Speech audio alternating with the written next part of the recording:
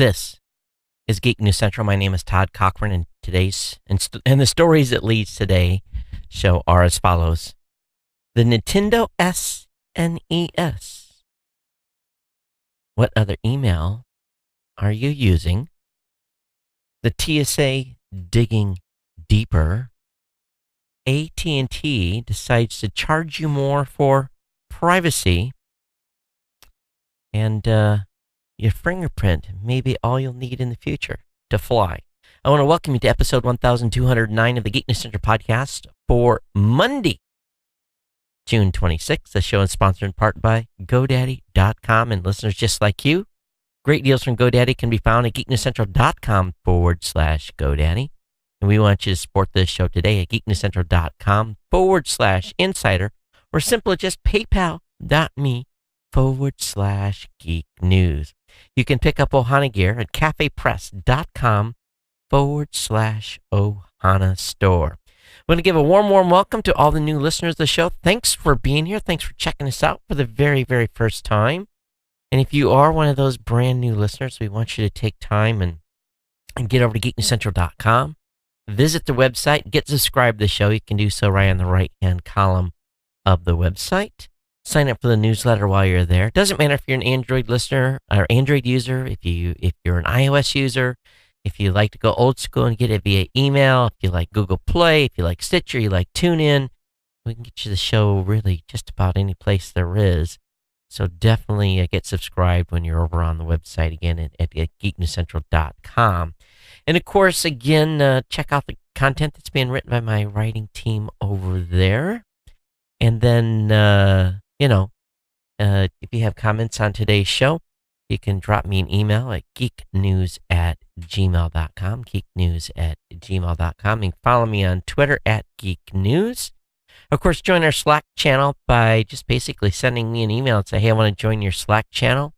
That way you can hang out with the rest of the Ohana. You can follow me on Google Plus and Facebook just by searching for my name. And you can watch this show on the Roku, via the Tech Podcast channel, or on the Apple TV. Listen on the Amazon Echo by telling Alexa to play the latest edition of this show's name. You can listen on Stitcher, watch review on Blueberry.com, or you tell your Google Home device to play the podcast Geek News Central. Partner shows include No Better Than Average with Jacob and Jeff, the Gadget Professor, Mr. Don Bain, the Pro Gear site by the GNC team, Podcast Legends by yours truly, and of course the New Media Show co-hosted by Rob Greenlee and I. Lots of podcast content to be listened to on the website, so where you want to start is geeknewscentral.com. Of course, we want to thank our longtime running sponsor, and really GoDaddy is the reason that we're still here, putting out great content, being able to do what we do. And I want you to take time to get over to geeknewscentral.com/GoDaddy. Once you're over there, the promo codes are there. And we've actually seen an uptick here near the end of the month. So we want to thank those of you that are picking up products and services. So we're a little bit behind mid-month, but I think we're on track to being okay. So you can save 30% on new product purchases by using the promo code CJCGNC30. You can get a .99 or 99cent.com by using the code CJCGNC99. You can get a $1 a month economy hosting with a free domain for the first year. That's $12 for economy hosting and a free domain. A $1 a month managed WordPress hosting. That's my favorite. Again, $12 first year with a free domain. $1 a month, $12. And you get an $8 domain. That's $4 for the hosting. You can get 1 month free trial of GoDaddy Website Builder for those of you, the business owners, your choice of personal, business, or business plus plans. All those codes start with CJC, then end with GNC1HS, GNC WP1, GNC free. So definitely check all those codes out again at geeknewscentral.com/GoDaddy. That's the place to go. And we want to thank GoDaddy for being a sponsor here. Now, as of next week, we will officially be 12 years. They've been with us since 2005. And as far as I'm concerned, that there's no other podcast that's had a single sponsor for that long. So we want to welcome them or thank them for their ongoing support here. I'm adjusting the camera for those of you watching. So anyway, welcome to the show, everyone. It's good to be back and awake, because I must just apologize. That last show, that was as close to a train wreck as any show I've done in recent past, because I actually caught myself kind of like I had no business doing a show. I was absolutely wiped out. Time zone wise, my body it was still 2 o'clock in the morning. And I should have just passed. But I hope you were entertained as much as I wasn't. But I'm back tonight. I'm back to normal. Besides the cats, and I love cats. And don't get me wrong, but about for the last 15 minutes, they were both facing an extinction event or using one of their 9 lives, because I got to the studio, got everything fired up, ready to go. I do this with the mic. I tap it twice, and there was nothing there. I was like, oh, what's going on? And I turned around and I looked back behind, and I could see stuff had fell down from, well, basically, for those of you that are watching, where my finger's at is the top of the audio rack, and there's the mixer that has a cover below, and then all the other stuff. But it looks like the cat tried to scramble up the side of the audio rack, ended up on top, knocked a bunch of batteries off. Matter of fact, I had to sort through the trash and pull a bunch of camera batteries and stuff that they had knocked off into the trash. And I still got to dig around and see what they've done. Oh, yes, indeed. And it looks like they tried to go in between where the mixer was and trying to get to why do they want to go behind stuff all the times? So, yeah, we're going to be putting in some closed door action here, or the cat is pissed off and figured out how to push my button. But we've never had cats until my daughter moved back. And as much as I love cats, yeah. So anyway, you guys don't want to hear about cats, but I do want to just kind of get you guys up to speed on what's going on. Hi, Barbara. How, Jason? Oh, you're in Germany, huh? Hey, how you doing? Good morning from Germany. You catching this thing when it's early there? Yeah, very early, 6:30, I think, right? In Germany right now, in the morning. So anyway, let's just talk about. I titled this show "Taking the Tech Away," and what's really going on is I have 2 millennials in the house, and they both, since I've been back, have had the ability to press my trigger. They're living here rent-free. They're going to college. And I'm feeding them, providing electricity, letting them raid the refrigerator, all that stuff, right? And so, they're living for rent-free, so Dad leaves them just a short little to-do list. And, the short little to-do list is just a few little minor chores. Minor, like 15 to 20-minute little jobs. And they kept blowing me off. So, yesterday, I basically disconnected the internet. And I've got 2 internet connections here. And I'm not stupid, because they're going to come in here and figure this out, right? So the 2 routers are here in the studio. So I took the first router and I disconnected the power line. And then I took a piece of string and basically stashed it behind. So there was no way they could see where the power cord was for the first router. The second router, it only has the cable in and 1 network line going to a network switch, or 2 lines actually. And so I disconnected that and took that router completely. And I've got a filing cabinet over here I can lock. And I put that up. So the internet went off yesterday about, let me think, about 11 p.m. And I did it pretty sneakily. I can come out of the studio and I can go into my bedroom and they wouldn't know I was walking around. And my son comes in and says, the internet's out. I'm like, it must be an outage or something. And he was grumbling, and I went to bed, and he was mad, and because he was going to play League of Legends, right? And this morning, I got up and I had business in town, and I was gone all day. And they were home all day with no internet. By the time I got home, the gig was up. They'd figured out what was going on. And it is pretty amazing what a little motivating of taking the internet away does. Because not only that, they are behind on paying for their cell phones, even though they both have jobs. So I canceled their cell phone account. Yes, very mean dad. But, it's pretty amazing what happens when they get cut off from their tech and their phones go dead. We had a little discussion when I got home tonight. And I pay the bill for the internet. I pay the bill for the house. So basically I rolled in and I'm like, did my chore list get done? And it looked at me. And I'm like, no chores, no tech.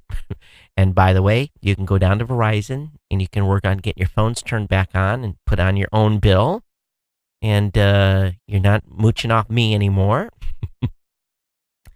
So they're off right now, as we speak, at the Verizon store, trying to get their cell phones turned back on with new telephone numbers.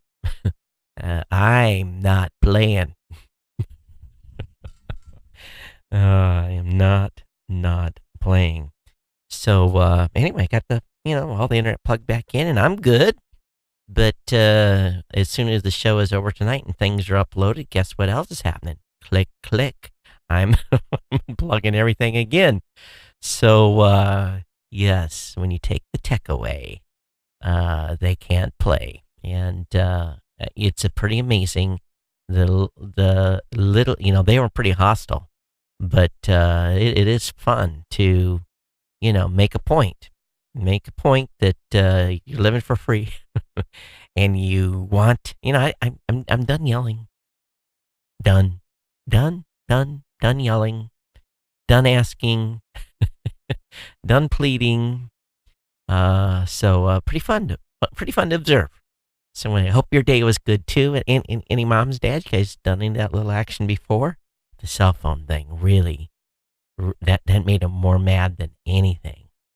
But yeah, it's pretty comical when you talk to the Verizon rep, and she's like, "You're in the middle of your plan." I said, "I don't care. Turn these two phones off now. Take them off the plan, deactivate them. I want these phones shut down immediately." And boy, it's amazing what Verizon can do in just a few minutes. So yes, taking the tech away.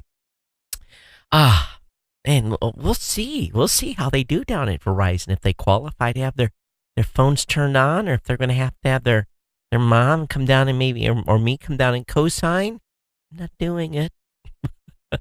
Not doing it. Nope, we're done. So yes, little hard love here. So anyway, that's what's going on, and I thought I would share that with you a little bit. So I am at a little bit of war with some young adults. Not fun for me having to disconnect everything and kind of get the network back up and all that. But I bet you moving forward, the chores will be done. Either that or they'll move out. One of the two, right? Okay. So I'm sure you guys are enjoying it as much as I am. Oh man, I slept really good last night too, knowing that they couldn't play League of Legends or do whatever all night long. Some parents would consider that abuse, right? Oh, not me. I love it. Okay, let's move into the content here tonight. So the SNES Classic is real. Nintendo, of course, they killed us with the the previous system that they shut down earlier. I'm, fool me once, not twice. But they're going to, the SENS Classic is real. It arrives on September 29th for $80. I'm not telling you how many I'm ordering. But based on the last go around, I think I'm going to order 5. And then I'm going to, have 1, and then I'll save 4 for, 8 or 9 months. And then I'll put them up on eBay and make some money. So, come on, page, load. What is going on here? You gotta be kidding me. So this is an article over on Engadget, and their page is. I was going to show you guys a picture for those of you that were. Oh my goodness, can't believe it. So a web page is slowing you down. Okay, we'll stop that page.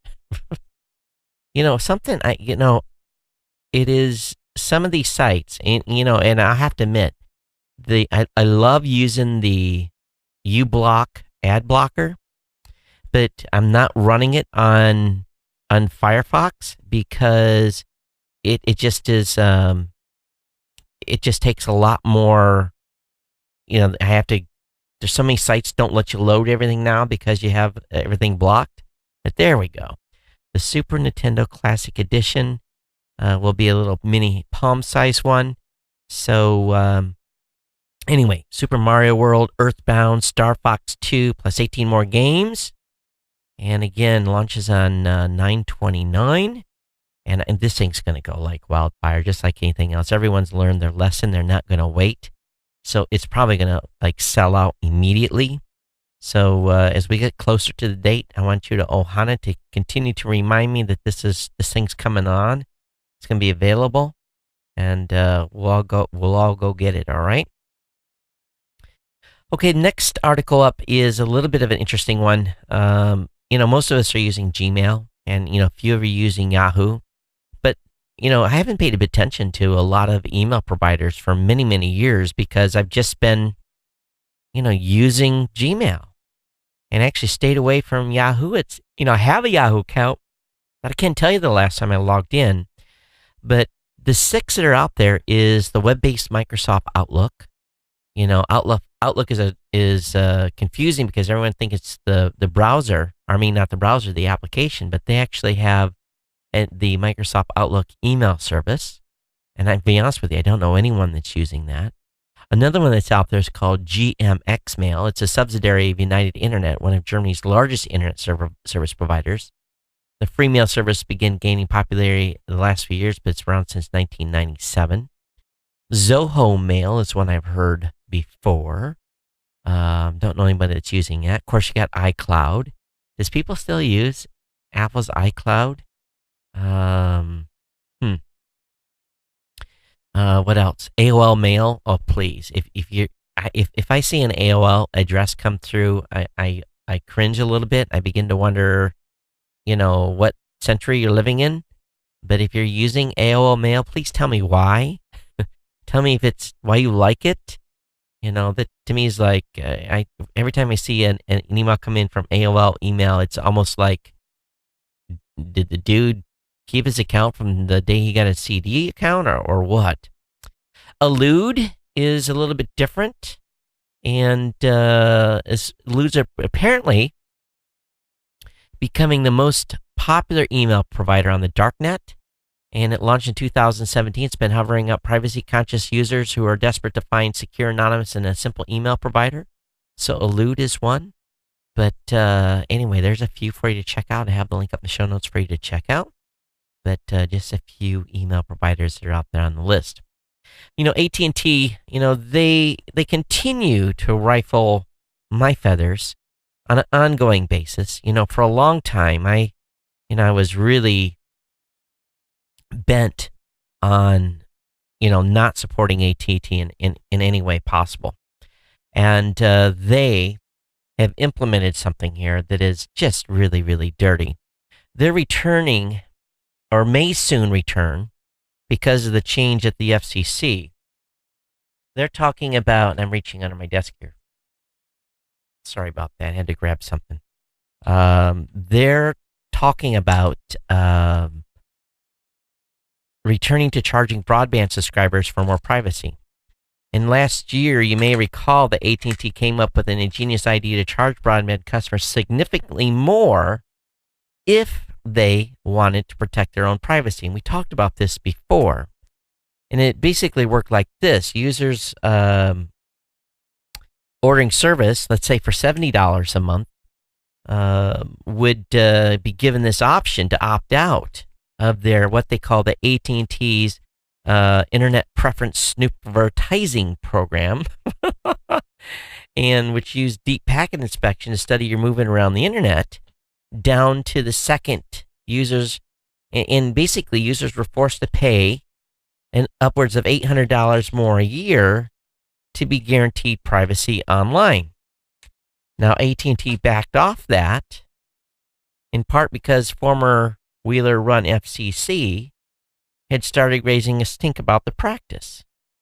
So I got to take a shot of H2O here.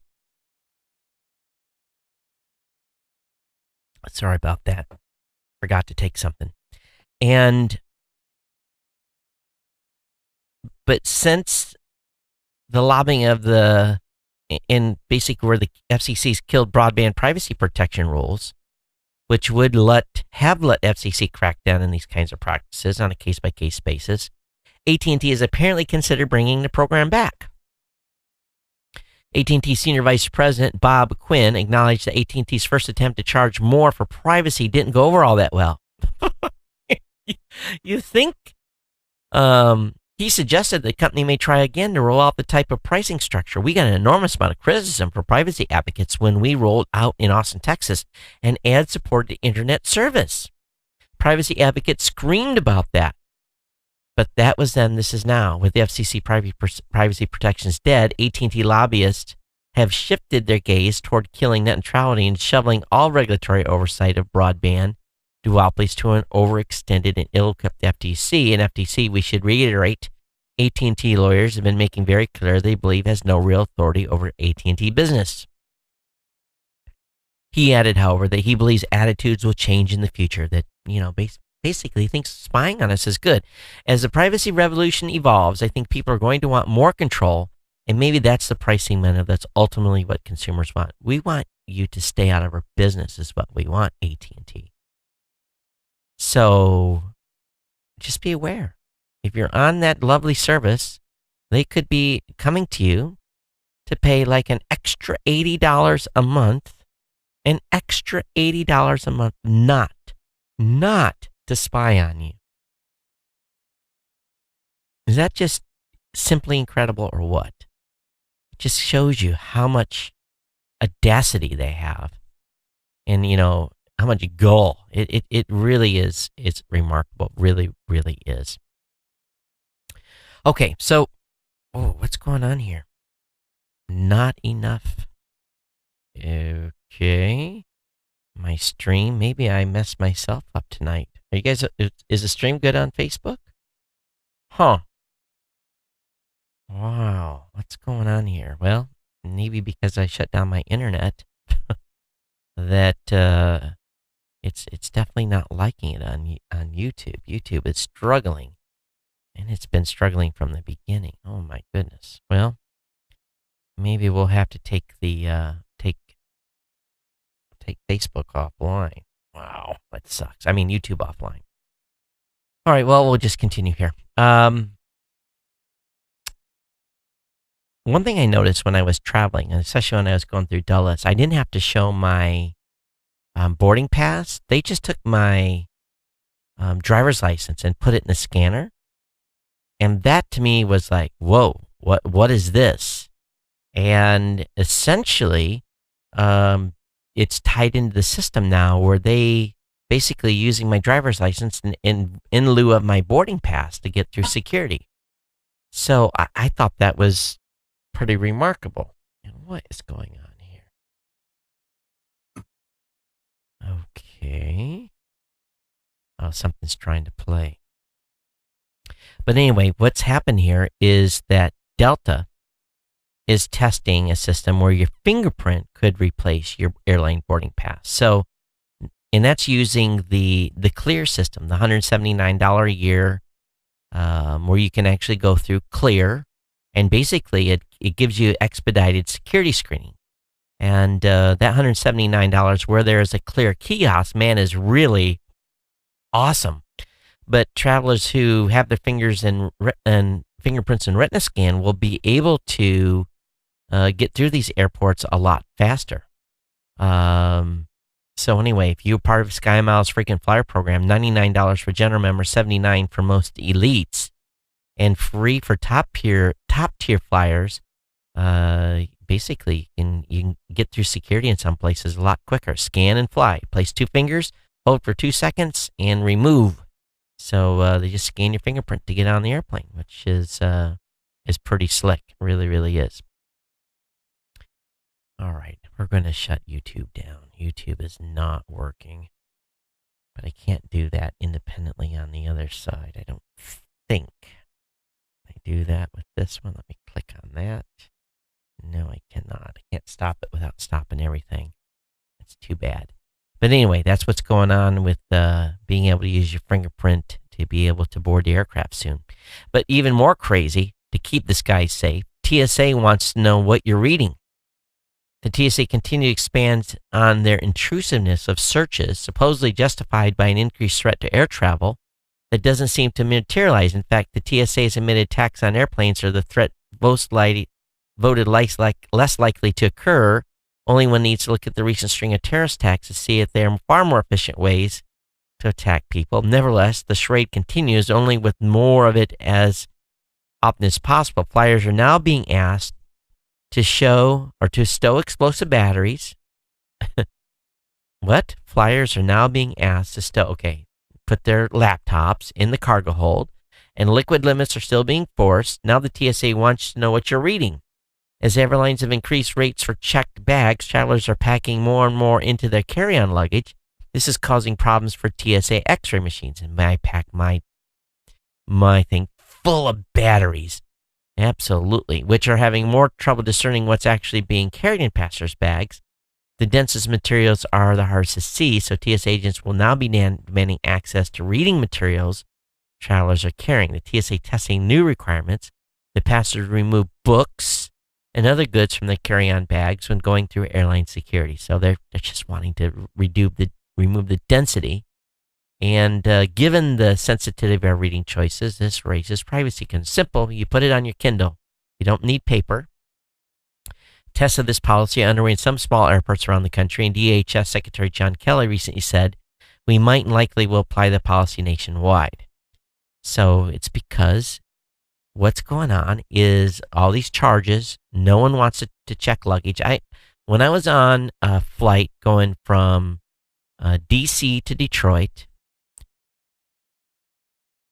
there was like 3 checked bags. Everyone else did carry-ons.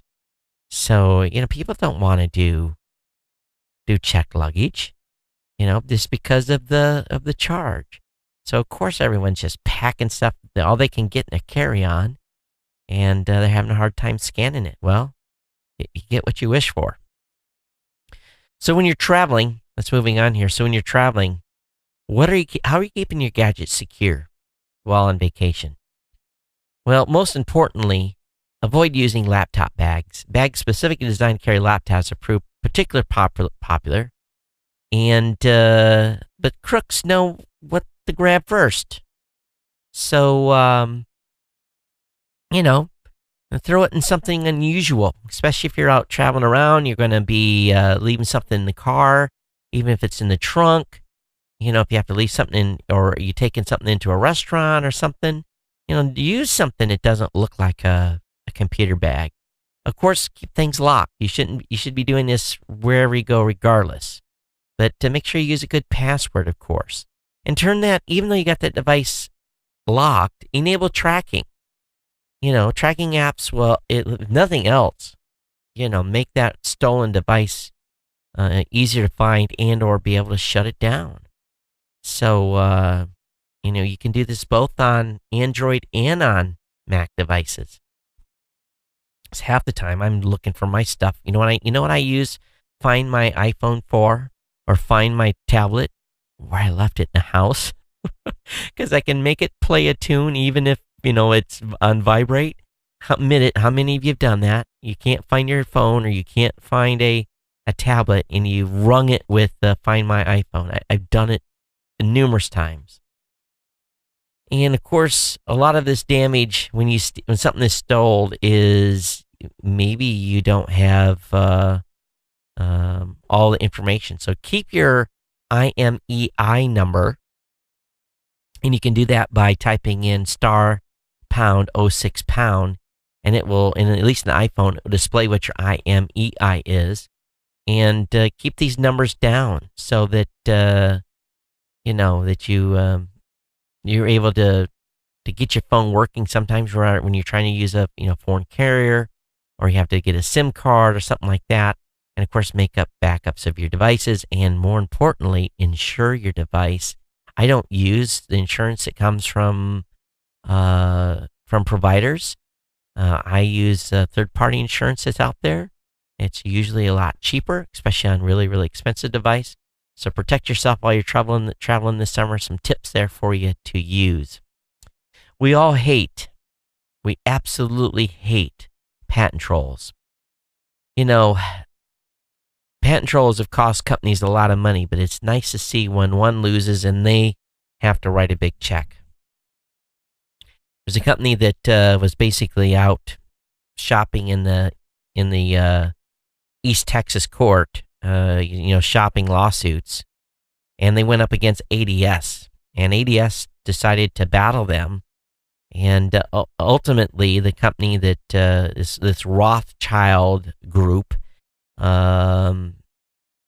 basically tried to get the case dismissed, and ADS had already incurred $43,000 in legal fees, and before it was all over, basically ADS is getting $43,000 from this patent troll.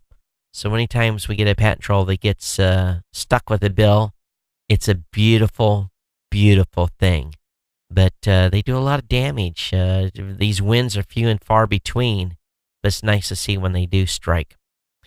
All right, if you have a Skylake or a Kaby Lake chip, they've got some issues. Under certain conditions, systems with Skylake or Kaby Lake processors can crash due to a bug that occurs when hyperthreading is enabled. Intel has fixed the bug in microcode, but until and unless you install the update, and it's usually a BIOS update, you're not really covered here. So the fix will appear. The fix was published back in May, but at this point, you're going to have to hope that your system's firmware is, that your provider pushes out an update. So I would definitely look at your motherboard, look at the chip you have, look at this information that is out there about this bug, and then contact your hardware manufacturer and see if they've got a fix. So the link will be up in the show notes on this, specifically for those of you with Skylake and Kaby Lake chips, okay? The rest of you are not affected. Well, there was, this drama going around with the travel ban. And the Supreme Court has basically given the president 90 days to put in his travel ban. Or basically, he's able to implement it. And they've done some, gave him, putting some restrictions to it. But this thing's in effect. So I'm getting curious. I want to hear from all of you. If you have a company, is this travel ban going to affect your company, or do you work at a school? Is it affecting students? You hear a lot of people crying that this is going to be it's going to be huge. It's going to have a huge negative effect on people coming to the country, which, at least for the 6 banned countries, which include Iran, Sudan, Somalia, Libya, Syria, and Yemen, it definitely is going to. But is that going to affect your business? I'd love to hear from you. But the Supreme Court's going to hear this in October and get a final judgment on it. But right now, the travel ban is in place. All those lower court stuff where they said, stop, has been removed. There is a lot of work being done in augmented reality, and Apple is actually doing some pretty cool stuff. SpaceX has developed some augmented reality demos using the Apple's augmented reality toolkit, and this is pretty cool. What they've got here is a gentleman trains his iPhone 7 screen at the sky, where a digital version of the SpaceX Falcon 9 rocket booster comes barreling towards the ground. He follows the booster until it gently settles onto a basically what appears to be a drone ship in his swimming pool. And but it seems pretty cool. This video is pretty awesome. And so these are all demos. And it's not trying to solve a problem like some other stuff I've solved with a digital measuring tape, some other stuff, but it further illustrates how Apple's first attempt at augmented reality could be the kind of dazzling feature that the last few iPhones have been missing. So we'll see where this goes. This is pretty cool. And definitely check out the video, okay? You would think this would have already been done, but Google has decided to remove personal medical records from search.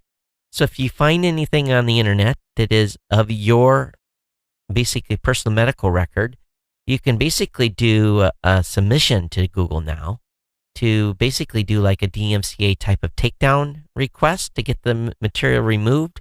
They won't remove anything unless you tell them to remove it. So, but you would think this would have been automatic already. Why is this just a policy coming into place? You would think if they found medical records online that they would have squashed it immediately, no matter what. But that's not necessarily the case. I think Jason's in Germany for a big wrestling event. Bill, I think that's what he's doing there. Ladies, this is really important for you. A new type of microscope could drastically reduce the number of women having multiple breast cancer surgeries. Researchers at the University of Washington have a claim that until now there's been no reliable way to determine whether surgeons have completely removed all cancerous tissue during surgery, meaning between 20 and 40% of women who have to undergo a second or third or even fourth procedure, which is very traumatic.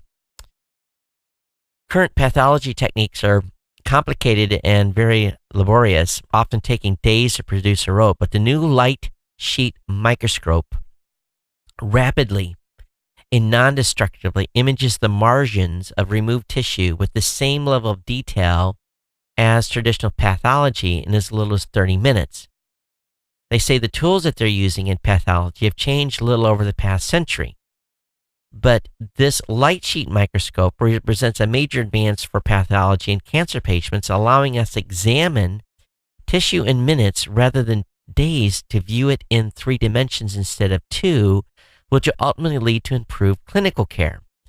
The microscope is also able to stitch together thousands of high-resolution images per second to create a 3D image of surgical or biopsy specimens, allowing pathologists to more accurately and conscientiously diagnose and grade tumors. Pathologists are currently very limited in how much they can look at on a glass slide, said co-author Adam Glasser, a postdoctoral fellow in the UW Molecular Biophotonics Laboratory. If we can give them 3-dimensional data, we can give them more information to help them improve the accuracy of the patient's diagnosis. I think anyone that's already on the operating table that has been cut open to remove any type of cancerous growth, if they can extend that surgery just a little bit longer, bring in a device that is able to look at the tissue surrounding where a tumor in a general area and make sure they got it all. I think there's not a one of us that would be willing to go a little bit longer under the knife because, first of all, just going under the knife is dangerous enough. Having to go back a second, third, fourth time increases that ratio of risk to, so this could be revolutionary. And it is, and it also, I just wonder, many women, when they're facing breast cancer, often have to go to the extreme and have the entire breast removed. And that's just emotionally incredibly horrible for them. So, if they're able to isolate and not have to be so, invasive, this is big. And I just, as we move on in time here, I think what we're going to see is I think we're going to see this kind of science really expanding, and you could get to the point where if someone's having, you got a lung cancer patient, that's very hard to, get out all the bad, and if there's just a little bit left in there, it's just like, man, it can come on back to kill you.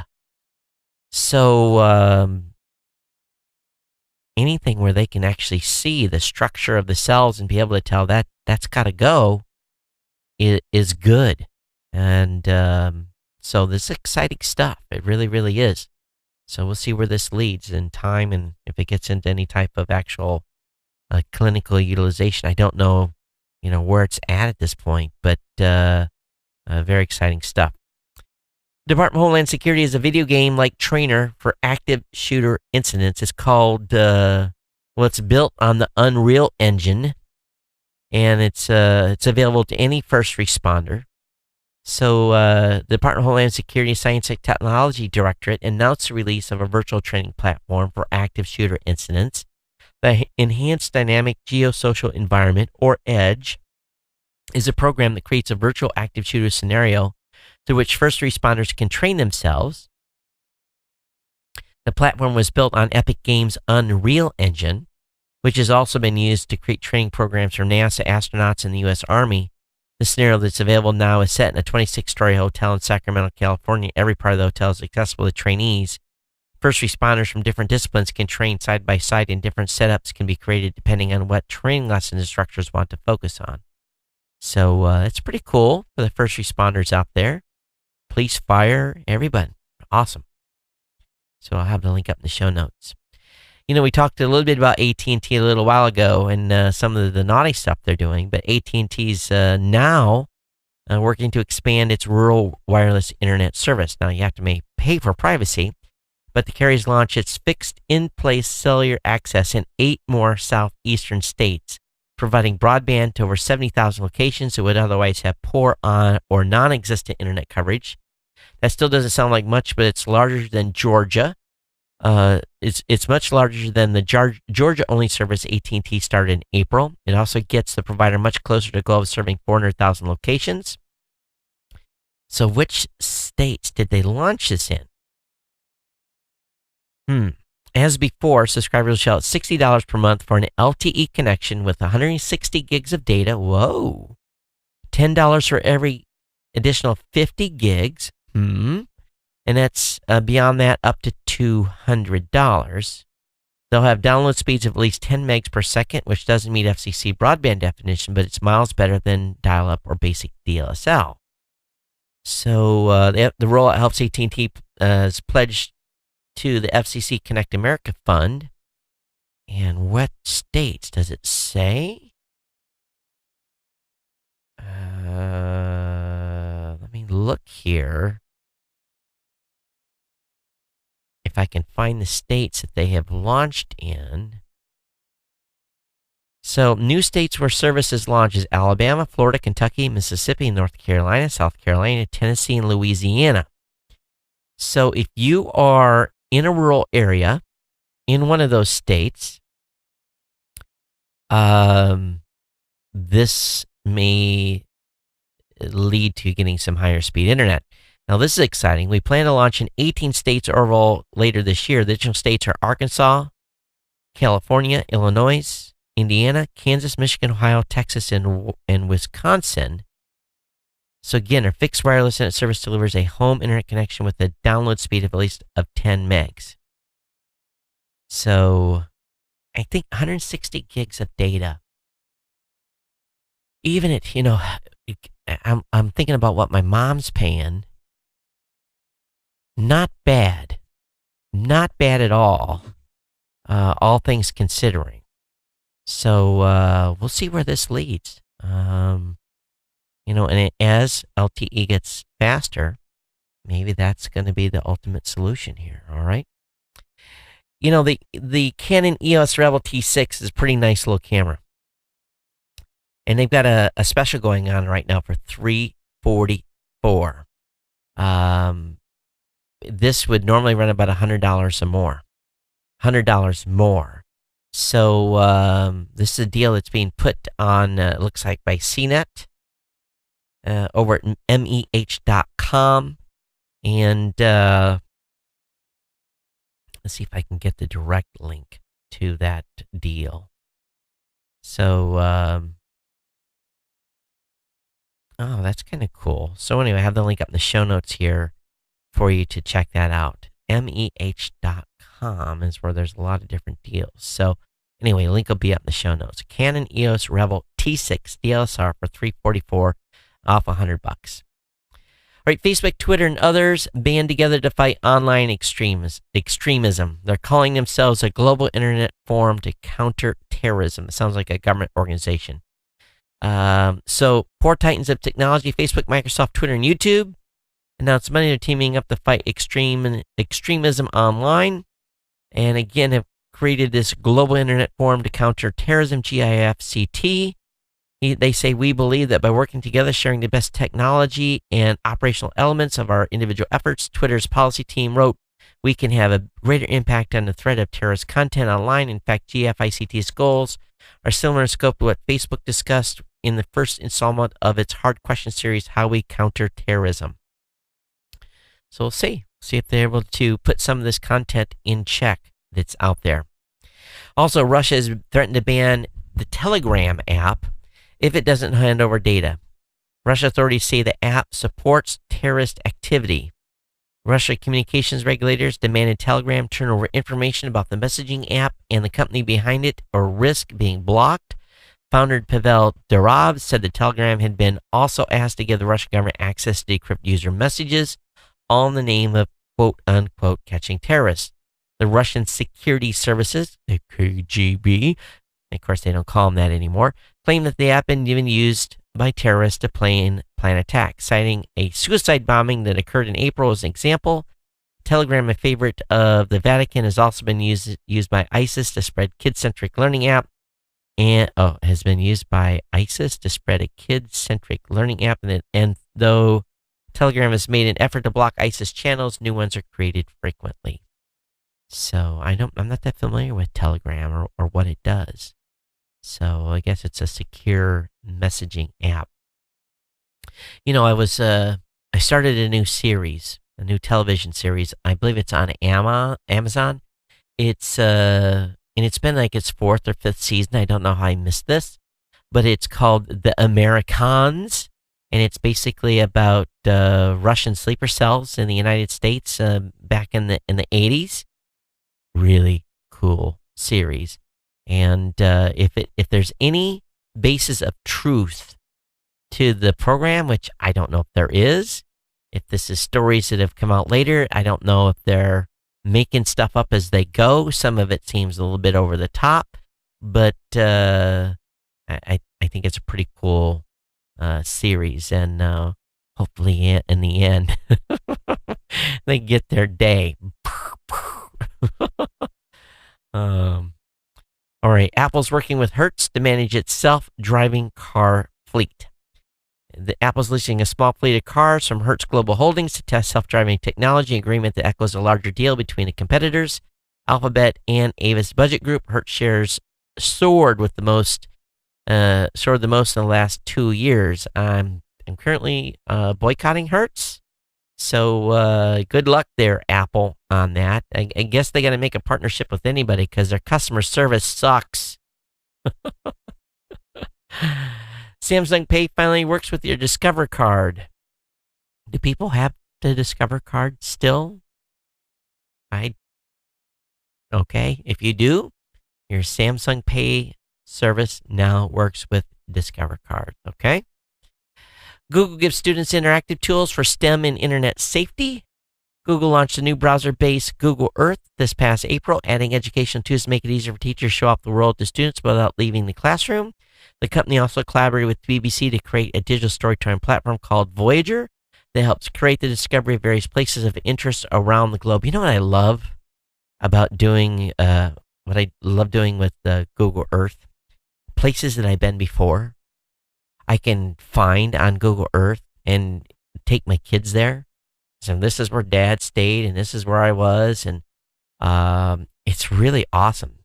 Some countries doesn't have as good a countries, but I spent a lot of time in the Middle East. Middle East isn't covered too bad, and I can say, well, here was this and there. This is where I got hurt. I can take them around and show them different areas. And of course, I use Google Earth a lot when we're like this trip we planned to Japan. I wanted to see where I was, the specific store I wanted to go to. Got my my reference.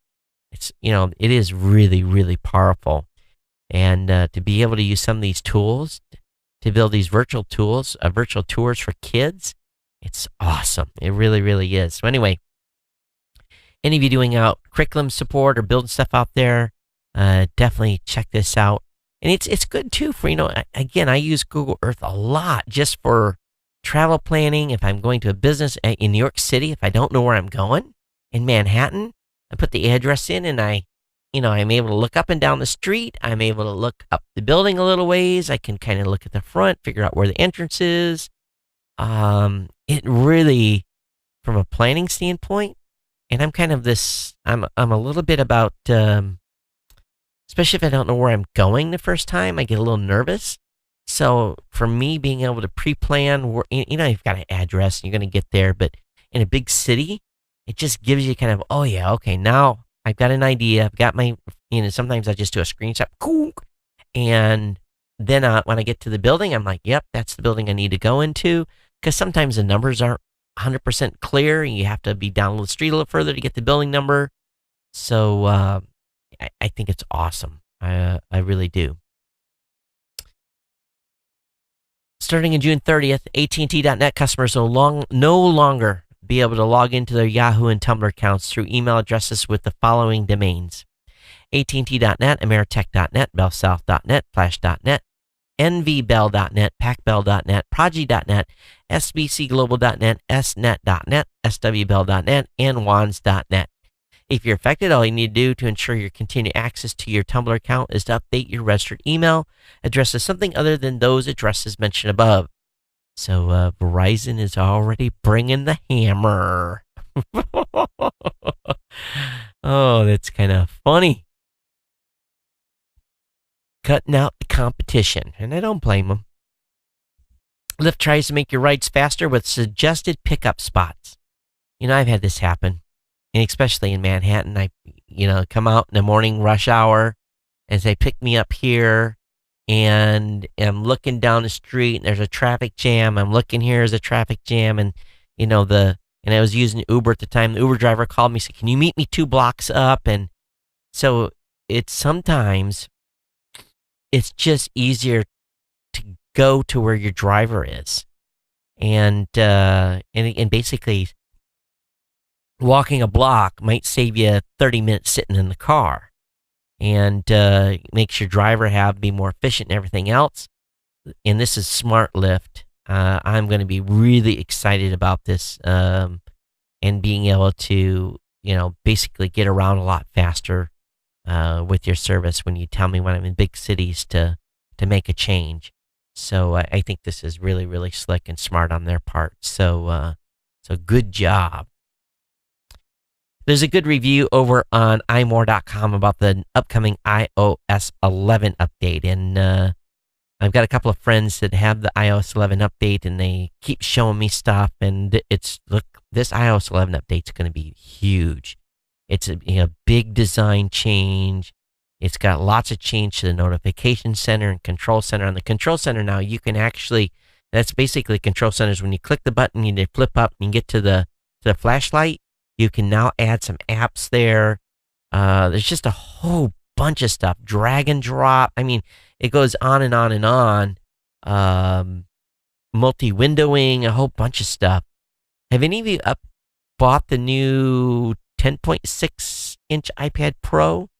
But, camera and phones, the list goes on. This is a huge, for the iOS user, you're going to spend about 30 minutes on this article if you really want to dig into what iOS 11's bringing to the party. So I'll have that link up in the show notes for you to check out. Also, Twitter on Android automatically enters night mode after dark. So this is a big change. So if you're on Twitter at night, it'll darken down when you've set your hours on your device to indicate what your night hours are. So, I guess it automatically turns on night mode after dark. Oh, okay. You can still set it to manual toggle. But anyway, very, very cool on that. I like that function. And also, there's a big article about, when we've talked about Apple's artificial, basically AR already, and they appears to be a lot closer with some of their stuff in bringing AR mainstream. And it's one of the things that got in this article on The Verge is the example of that virtual ruler with augmented reality. So link will be up on that. Won't go too deep into this. Astronomers have captured the best picture yet of the star in Orion's armpit. I thought there was more than one star out on Orion, but basically they've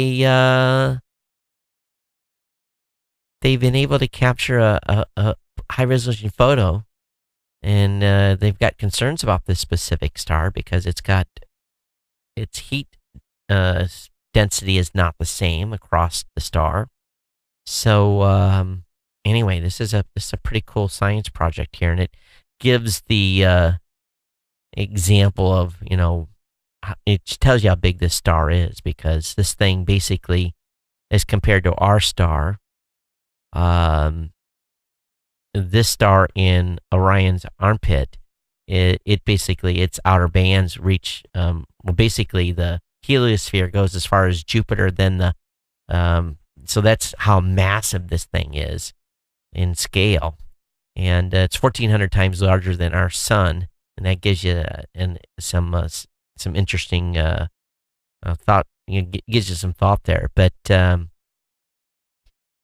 this particular star continues to lose mass, and they've got some concerns here, but who knows? Maybe it's getting ready to go boom. Link will be up in the show notes. You can check it out. Also, the iOS 11 public beta is now available, so you can easily update to iOS 11 if you want to. Just be aware you're going to be dealing with some bugs. According to Neiman Labs, news apps are making a comeback. More young Americans are paying for news. Really? Thursday, from Oxford Reuters Institute for the Study of Journalism, the Reuters Institute Digital News Report 2017 reported more than 70,000 people in the 36 countries about your digital consumption. Countries included in the report for the first time this year were Slovakia, Croatia, Romania, Taiwan, Hong Kong, Malaysia, Singapore, Argentina, Chile, and Mexico. And they're basically saying that that younger people are paying for more news. The report finds that the growth of ad blockers is stalled on desktop at around 20%, and that it is not spread to smartphones, where less than 1 in 10, 7% have worked out on how to install an ad blocker. And then, what else is there? There's just,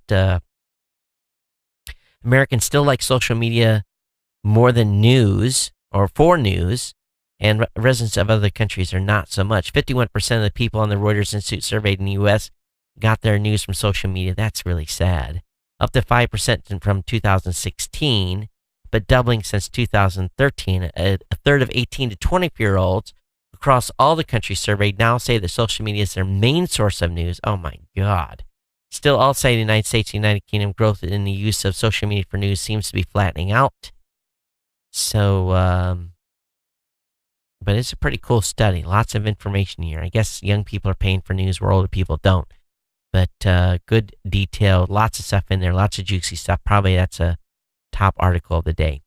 The Windows Defender bug. How many of you actually used Windows Defender? Well, apparently it had such a big bug that its exploit had to be encrypted. Its exploit update had to be encrypted. They wouldn't even let people see what they were patching, and it was that bad. So link will be up in the show notes on that. If you use Windows Defender, make sure you get it updated, okay? In an interesting development or study, Google Home is supposedly 6 times more likely to answer a question than Amazon Alexa. This is according to software developed by New York-based 360i. Google Home, again, it's relatively surprising considering that Alexa will drive $10 billion in revenue to Amazon by 2020, not to mention their artificial intelligence-based system that currently owns 70% of the voice market. 360i's proprietary software asks both devices 3,000 questions to come up to the figure, while Amazon Alexa has shown considerable strength in retail search during the agency's research. Google won the day thanks to its unmatched Google search ability, which should not come as a surprise. But I'm not using Alexa to find information out about Google. I'm using Google to do that. Also, T-Mobile, a final article tonight, T-Mobile's rolled out LTE-U support in 6 cities. So if you live in Bellevue, Washington, Brooklyn, New York, Dearborn, Michigan, Las Vegas, Nevada, Richardson, Texas, or Simi Valley, California, and have a compatible device, which now is only the Samsung Galaxy S8, you'll be able to take advantage of the faster speeds through LTE-U. And if you need a refresher, LTE-U is the unlicensed part of the LTE Advanced Spectrum, which takes advantage of unused frequency at the 5 gigahertz band. And they say that in field test, download speeds up to 741 megs, although that technology is far away from commercial deployment. So that's the last piece. I do have a comment tonight on the show. And I have to really give where credit is due. We have one of our absolute longtime super Ohana, and actually this Ohana member is in the other upper echelon of contributors to the show, and that's Sam Garcia in Albuquerque, New Mexico, who is on our Warrior Council. And if he keeps going the way he is, he's going to be the first guy to go to the King's Court. And what Sam does is something that I appreciate very, very deeply. I am not an artist in any way. Those of you that use an app, that when you get this episode, you see the different album art that is being displayed from the episode. Sam has created 29 more pieces of album art for me. He's created 70 so far. And, Sam says, I created 29 more pieces of album art, number 41 to 70, if you want to use them, of course. And, of course, you can find them in the GNC album art folder on my Flickr account. He gives me the link. He says, keep the podcast coming. And I'll keep listening to every minute. Keep being you, Todd the Geek. It's your personality and your storytelling that makes GNC Podcast what it is and what keeps us listening to every episode. I appreciate you and all your effort you put into making the podcast what it is. I hope my small contribution to album art and occasional ideas benefit the podcast. And basically, every time I've been in Albuquerque, Sam and I have met at, we went and had a Frontier. We've had a Frontier burrito or whatever Sam wanted. We've met for lunch. He's taken time out of his busy work schedule and met with me, and he always comes with a couple pages of ideas for the show. And I don't always implement all of them, but they actually make good reference to go back and look at sometimes for me to remind stuff that Sam is super Ohana here. And so when you guys, the rest of the audience here, when you guys contribute something to the show, I'm really appreciative. Some shows have people that do bumpers and little jingles, and and Sam does album art for us, and it's fantastic. So as you guys are listening to the show, I appreciate these types of contributions to the podcast in a big, big way. And they're just as valuable as cash. And, for him to make essentially 29 new pieces of album art, it's going to allow me to have 20. Basically, I now can put 70 pieces of album art in rotation. We can go, 6-7 months of total of episodes, or 8 months, 8 times 9. Oh, what is it? Yeah, 8 months, 8 months and 6 episodes, or whatever it is, like that.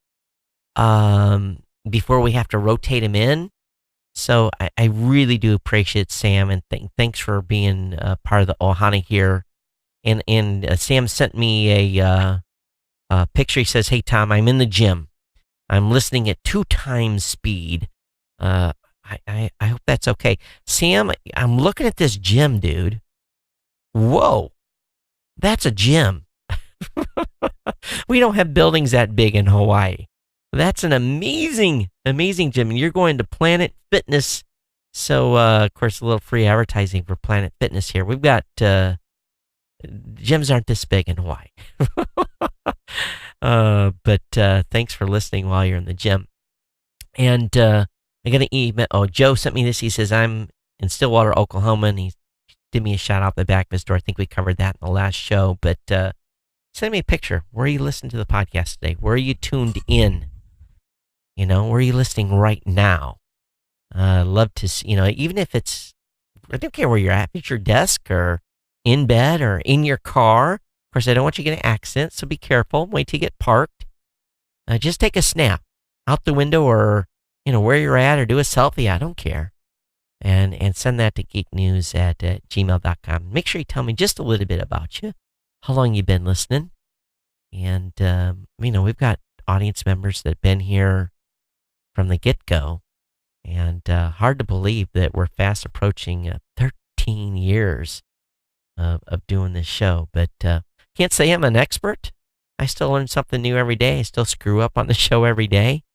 But I guess, as Sam says, I am what I am, and I do what I do. But there is more to the story that we're going to be able to share at some point down the road. And I'll kind of leave it at that. But there's so much stuff that I work in the podcasting space today. I could write a whole book, or several books on that experience of not only building a company and how we've done it, and this whole podcast space. But anyway, everybody, thanks for being here. Thanks for being part of the Ohana. I can't say it enough to all of you. And if you're a new listener, welcome to the family. And that's what Ohana means, is family here in Hawaii. But weather's been beautiful. Absolutely gorgeous. Got a little rain here and there, but it's just like, psh, and then you're good. And so it's just a beautiful summertime here in Hawaii. So we're trying to decide, and I'm trying to decide when I can do a trip back to Columbus and do a quick dash. And we'll be talking about that. I might be trying to do a dash to the office in Columbus sometime in July. It all depends on my schedule. Of course, I've got a big event coming up at the end of August, which is Podcast Movement, which is going to be out in Anaheim. So I'm going to be out in the LA Basin the week of August 21st. And there is additional travel that is shaping up for me, a little bit of consulting as well. So lots going on. And believe it or not, I've already got to start. In matter of fact, I got to send emails tomorrow on CES, and I was actually looking at hotel prices. Holy crap. Have the hotel prices went up. I'm a little bit shocked about how much the hotels are going to cost us this year for CES. Matter of fact, I'm shopping around for a new place to stay because it's gotten a little bit too expensive, if you know what I mean. But anyway, that's it. Thanks, everyone, for being here. Thanks for being part of the Ohana. And we'll see you on Thursday, everyone. Take care. Bye-bye. Aloha. And those of you on Facebook, thanks for being here. Bye-bye.